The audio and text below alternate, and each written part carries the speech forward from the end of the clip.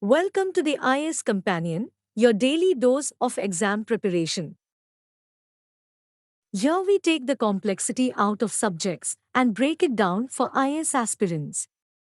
In each episode, your host Meghna guides you through the essential concepts and theories that you need to ace the various sections of the IS exam.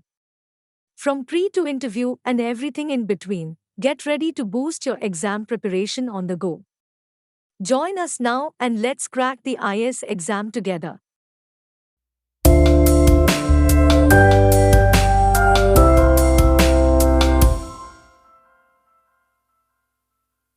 Today's episode is all about micro and macroeconomic concepts and theories.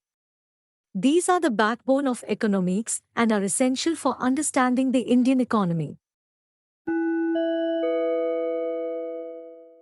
Let's start with microeconomics.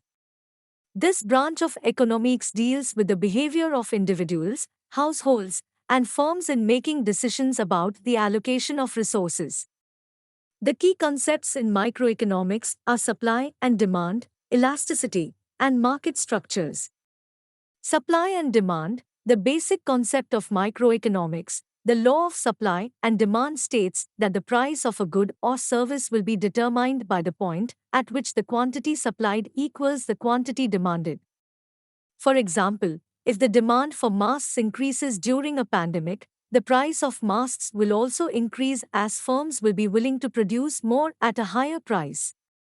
Elasticity. Elasticity measures the responsiveness of the quantity of a good or service demanded or supplied to a change in price. For example, if the price of petrol increases, people will still buy the same amount of petrol as it is a necessity. Thus, the quantity demanded of petrol is price inelastic.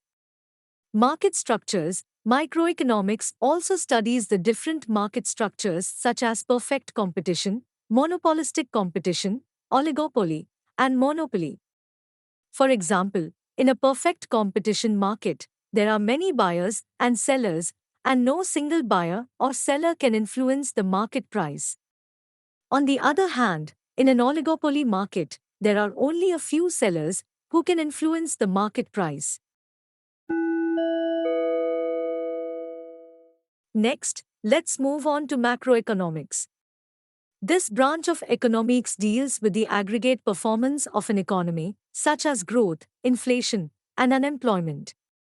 The key concepts in macroeconomics are gross domestic product, inflation, and monetary policy. Gross domestic product (GDP) is a total value of all goods and services produced in an economy in a given period. It is used as a measure of the economic growth of a country. For example, if the GDP of India increases, it indicates that the economy is growing and more jobs are being created. Inflation is the rate at which the general level of prices for goods and services is rising and subsequently, purchasing power is falling. For example, if the inflation rate is high, it means that the cost of living is increasing and people's money is worth less. This can be seen when prices of essential goods such as food, housing, and transportation are rising. Monetary policy. Monetary policy is the process by which the central bank of a country controls the supply of money in the economy to achieve certain objectives such as price stability and economic growth. For example, if the Reserve Bank of India, RBI, increases the interest rate, it will reduce the demand for money and curb inflation. This can be seen when the cost of borrowing for consumers and businesses increases. Understanding these concepts is crucial for IAS exam aspirants as economics is an important part of the syllabus. It will help you to analyze the economic policies of the government, evaluate the impact of these policies on the economy, and make informed decisions. That's it for today's episode on micro and macroeconomic concepts and theories. I hope you found it helpful. Don't forget to tune in for our next episode, where we will delve deeper into the subject. Thank you for listening. We put a lot of effort into creating this podcast to help IAS exam aspirants like you. If you enjoyed this episode, we would be extremely grateful if you could take a few minutes to leave us a review and rating.